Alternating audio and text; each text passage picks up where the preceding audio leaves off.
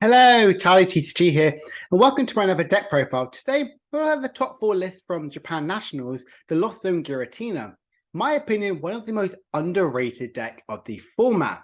It's huge capability to do a huge amount of damage, but a lot of people are definitely sleeping on it. So, in the top eight of the Sith League in Japan, it is about 15% of the meta over there. It's very, very high number and hasn't left that sort of place in the Scarlet and Violet era. Against so many other cool new cards, the likes of Spiritomb to be disruptive, but also Jet Energy and Azura Town to kind of help with its consistency to constantly get out of your comfies and switch them around. And the large scale tournaments, it did in fact get top four in Japan Nationals, and other tournaments, it did in fact get a top eight. The huge damage and spread capability that's available to Giratina V-Star is incredible. Star Requiem is one of the best attacks in the game. If you've got 10 or more cards in the Lost Zone, your opponent's active Pokemon is knocked out. No sort of, if it's got energy, stuff like that, yep, you just need the grass and the psychic, and boom, your opponent's active Pokemon is knocked out. And now has that availability of ability lock, focusing more favorable on Path to the Peak and the likes of Spiritomb is very, very impactful. And even going on currently, I built this list for my friend. He ended up getting top four at a League Cup last week. So it's very, very good to see that Lost and Giratina is still holding up, even in our current meta, before we're seeing this Paldean Evolve, which we get legal very, very soon. So let's break down exactly what the list sort of had. Now, they play a 4-3 line of Giratina V-Star. Now, 4 Giratina V is really, really good, especially in a best-of-1 format, which is probably why they are going with it. Having an Abyss Seeker to guarantee get two cards in the Lost Zone as quickly as turn 2 extra is really, really good. Team up with your Comphase, your Chorus Experiment, you're going to get potentially that magic unlocking with Mirage Gate as early as your first and flower selecting. So that's why you play a high count of Giratina V and V-Star, because Lost Impact is doing an incredible 280 damage, such a huge amount of damage. The only downside, 2 energy to go in the Lost Zone from any of your Pokemon in play. That is very key to know. And obviously Star Requiem to do KO on anything. We do have quite a few good support things that get out this Giratina attacking as early as turn 2. 4 copies of Comfey because of flower selecting, looking at the top 2 cards, 1 in your hand, 1 in Lost Zone, easy as that, constantly drawing for your deck as quickly as possible. We do play Radiant Greninja with its concealed cards. Not only has it really good attack, but its concealed cards ability means you get to discard any energy you have in your hand and draw 2 cards. Having that more draw power in this deck is really, really key for this deck.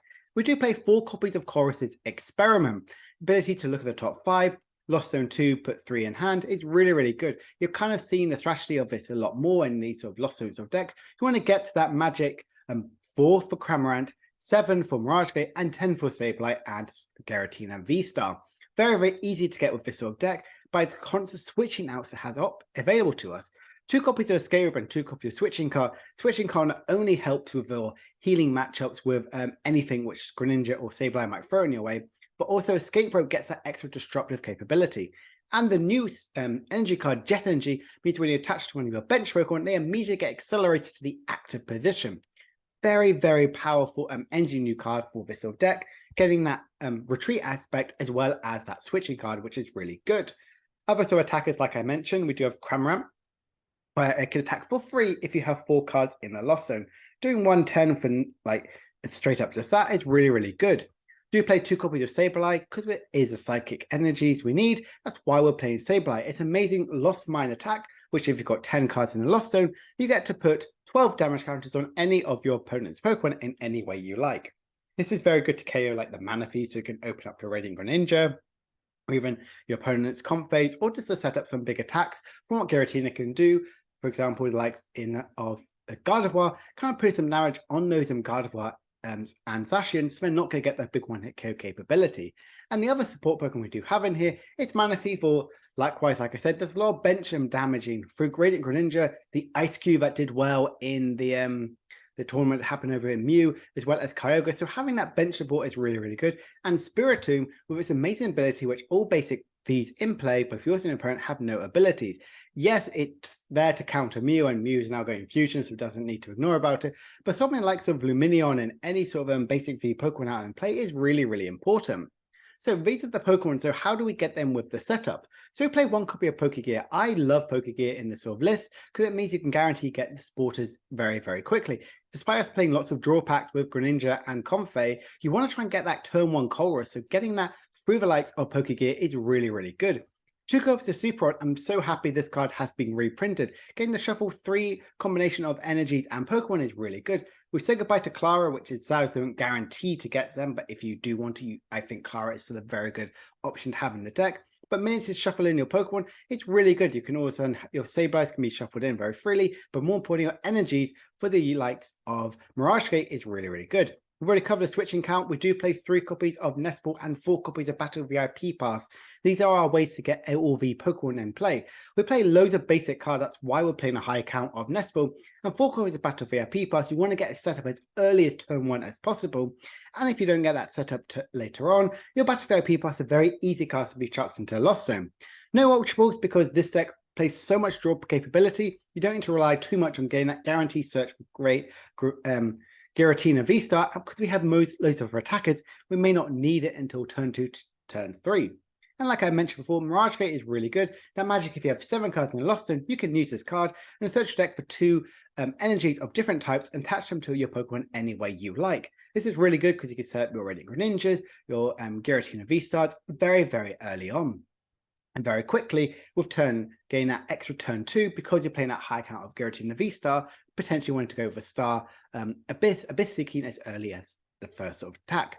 We do play 1 copy of Iona and 2 copies of Roxanne as our disruptive supporters of choice. Iona is really good in the early and late game, definitely. Getting them down to only drawing 1 card from your opponent is very, very powerful, because Lost Zone never worries too much about it with the amount of draw capability it has to offer, but having double Roxanne is really good. No one ever really expects that to Roxanne. If you get rid of 1, they may not expect another one. So having 3 disruptors or cards is really good. That's why Giratina can claw back of those sort of games to really help from that disruptive. 2 copies of Boss's Orders. This is really good because lots of impact of 280 damage. You can get those extra cheeky KOs on those Lugias and the likes of Arceus, which are kind of going around there. So kind of getting them out there, getting those 2 prices is very, very powerful. And like I mentioned with the Chorus Experiment, very good. That's your draw engine. You want to draw for you as much of your deck as possible. So near the end of the game, you've got to have only the available cards which you really need to help you guarantee and not be as disruptive from Iona as possible. With all that, we do play 3 copies of Path to Peak. It's a very disruptive stadium in this sort of deck. Yes, you do shut down your Radiant Greninja, but you're shutting down so many other options. You're making Gardevoir work even harder to get any of their attacks sort of set up with the Miracle Set, and the likes of trying to slowing down the Greninjas off the opponent's sort of side and Luminions is really, really important. And the energies, we do play 4 copies of Psychic and then 3 of the Water, Grass, and Jet energy. It kind of rounds up the Giratina V-Star sort of list. I really love this sort of option with it, and it has a very good matchup overall. I would say it's negative one. It's definitely probably the single prize Lost Box and Mew, even though you are playing some cards to counter Mew, but you kind of don't always get that big one-hit KO with this sort of list. You need to get that set up with the likes of Sableye to then get those one-hit KOs, or purely just focus on the Genesects on the bench to get those KOs that sort of way. But Mew, with they can able to Mirage Step back into the deck, as well as the likes of Switch Cart for their Genesect, it can kind of be very tricky for them to kind of get that KO. And with Lost Box, it is a single prizer, and they can use the likes of Dragonite and also some other cards to get those cheeky KOs that sort of way. But overall, you have a pretty positive matchup against Arctina, Lugia, Colorless, Xianpao, Miraidon, and Gardevoir. I would say it's all very much favored towards Giratina V-Star. Even though we're not playing any of these damaging buff sort of options, Giratina has a very good matchup. Miraidon, yes, it's still kind of going around there, and if they're going more of the Regieleki build, they're not going to get those big one-hit KOs, and that's exactly what Giratina likes to see.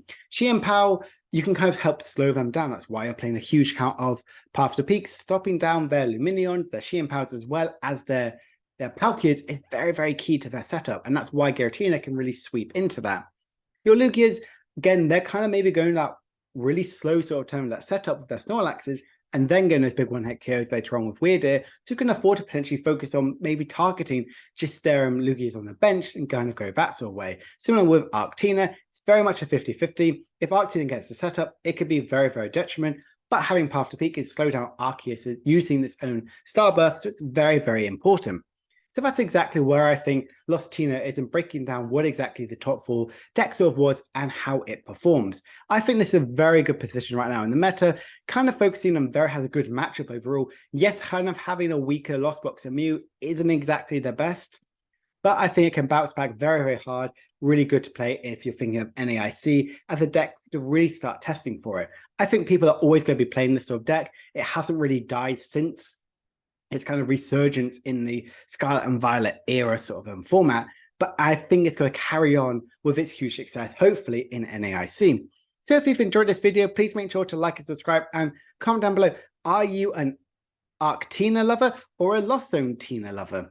I kind of want to see exactly if people really do like Giratina. I'm a huge fan of it, but I know it's not having as much love as it should probably deserve. I'll be back in a couple of days for another video, and I hope you've enjoyed it. I will see you guys then. Bye for now.